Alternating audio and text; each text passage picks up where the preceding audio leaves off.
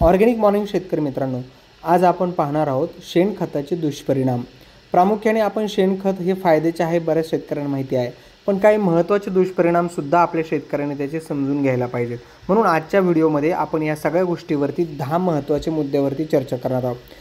शेतकरी मित्रांनो, तुम्ही पहिल्यांदाच आमचा व्हिडिओ बघत असाल तर आमच्या चॅनलला सबस्क्राइब करायला, लाईक आणि कमेंट करायला विसरू नका आणि नवीन व्हिडिओ पाहण्यासाठी आमच्या चॅनलला बेल आयकॉन नक्की प्रेस करा। तर चला शेतकरी मित्रांनो, आज बघूयात आपण भारतीय शेती करत असताना आपल्या शेतीमध्ये शेणखताचे कोणते दुष्परिणाम मुख्यतः पाहायला मिळतात।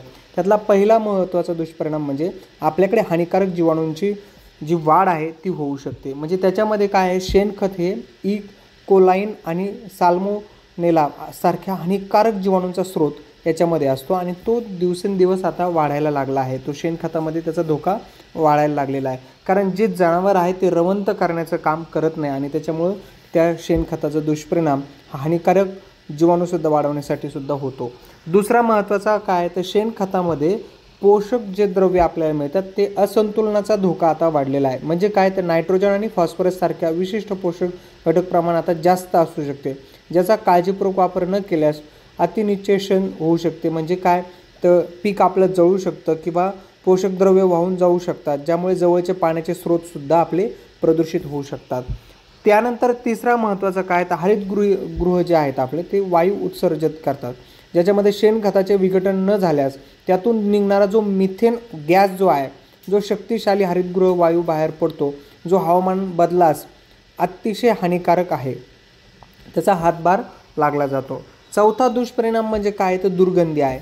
ज्या शेणखतामुळे सडण्याची प्रक्रिया होते, जिथं कुजलं पाहिजे त्या सडण्याच्या याच्यामुळे त्याचा दुर्गंध निर्माण होऊ शकतो आणि आजूबाजूच्या रहिवाशांना त्याचा अपायकारक होऊ शकतो।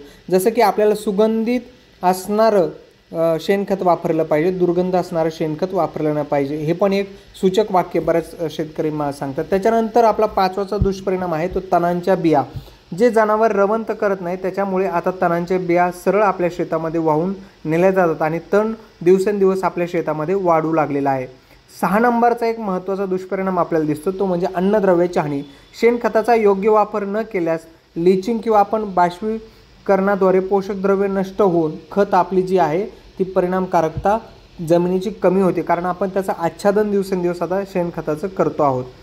7वा दुष्परिणाम आहे मातीचे संघटन। शेणखताचा जास्त प्रमाणात वापर केल्यामुळे आता शेतकरी त्याचा एक थर पिकाला लावून देतात, जिथे 4 ट्रॅक्टर टाकायचे ते 8 ट्रॅक्टर 10 ट्रॅक्टर टाकतात आणि त्याच्यामुळे त्या जमिनीमध्ये मातीचं संघटन होऊ शकतं, ज्यामुळे पिकांचं उत्पादन हे कमी होतं।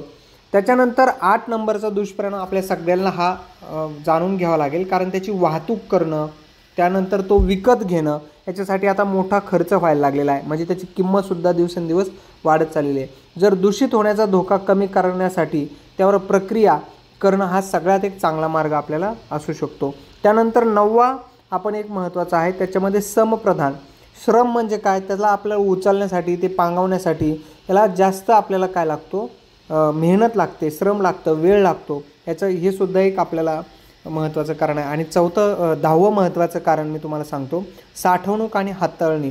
साठवणूक करण्यासाठी मोठी याच्या प्रचंड जागा लागते। त्याच्यानंतर एक महत्त्वाचं कारण सांगतो शेतकरी मित्रांनो, हे आपल्या सगळ्यांसाठी महत्त्वाचं आहे, ज्याच्यामुळे आज आपल्या जमिनीमध्ये हुमणी, बुरशीजन्य आजार आणि मर रोगाचं प्रमाण आपलं वाढलेलं आहे। म्हणून शेण आणि शेणखत हे 2 प्रकार वेगळे आहेत, त्यामुळे टाकताना आपण कुजलेलं शेणखत टाकलं पाहिजे। जो आपण उकंड आहे तो जर नेऊन टाकला तर त्याचा रिझल्ट आपल्याला 4 ते 5 वर्षांनी मिळतो। असेच नवीन व्हिडिओ आणखी तुम्हाला जाणून घ्यायचे असल्यास ॲग्रोबेटला नक्की सबस्क्राईब करा आणि ऑर्गॅनिक शेतीकडे आपण पाऊल टाकायला सुरुवात करा, एवढीच विनंती। धन्यवाद।